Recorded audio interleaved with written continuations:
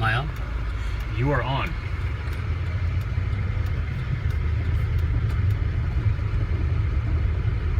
Feel free to commentate if you wish, for Melanie's benefit. Okay, well this is Melanie. This is the start or the end of the damage caused by the flood last Memorial Day. And I think I sent you photographs of these before, but I brought John down to have a look at it and see the devastation that it was. And we're just approaching the river bend where really it all started up. And you've been down here a few times and seen it, and this is more or less where you can see now coming to it, and where this car stopped in front of us. He's having a good look at it as well. And as you can see, it's that ditch, John.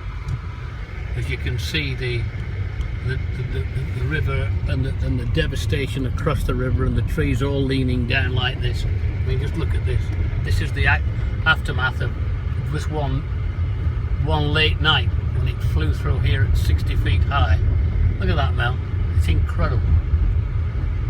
And that goes on now for another probably 4 or 5 miles, and then it goes on for another 30 miles down to Martindale, where they found one of the bodies from the house that floated away. A lot of houses floated away. There were 300 houses disappeared, and 300 more were damaged and needed rebuilding. And they're starting the rebuilding process now. Saw some deers there. But you can see the immense problems, that this will never be the same again in our lifetime, I would have thought. You wouldn't remember it. You couldn't remember it. The rocks that came down that weren't here before. The whole thing was incredible. And here's the water crossing where we had the dog down, where you swum and the kids came when they were younger. Remember that, don't you? Well, that's where they were. And they see the people are back now, and the water crossing itself is just there now, just as it used to be. But of course, the damage all the way down here is staggering. I mean, it's a tourist place that people just come to look at and can't believe it. And even John said he wasn't prepared after all I told him. You're not prepared for this, you can't be.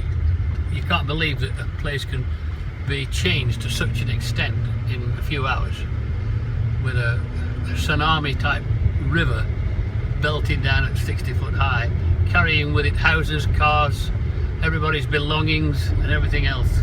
Just amazing. You know, I know a lot of people who lost their houses, and you know, they just sit and think about sit in your house, or sit in my house and look up to my ceiling, which is a high ceiling, and remember it was higher than that, way much higher than that, almost 3 times higher than that, and people just lost everything. And I said to one lady, a dear friend of mine, when I met her the following morning, I was making all those chicken tacos. I said, you know, how are you, Fran? And she said, hang on, John, a minute. That was a house there. You can see those stilts sticking up. That was a full-blown big house across there. As you can see, it's gone totally. Now you're seeing now everything that's going on here, and this is really, we're nearly back into town here now.